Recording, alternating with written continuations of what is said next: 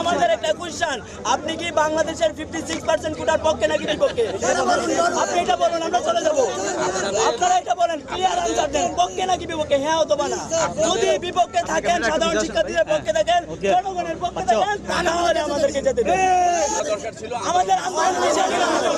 আমাদের আন্দোলন কিসের জন্য? দাবি আদায়ের জন্য লাইব্রেরিতে এসেছি, রাজপথের দাবি আদায়ের জন্য। এখন আপনারা কি চান আমাদের এই কষ্ট পেতে যাক?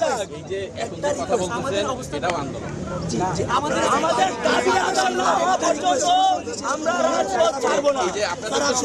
আমাদের দাবি আদায় না হওয়া পর্যন্ত রাজপথ ছাড়বো না। আমরা মিডিয়া কভারেজ জন্য এসেছি, আমরা বাঁচার জন্য এসেছি, আমরা পেটের জন্য এসেছি।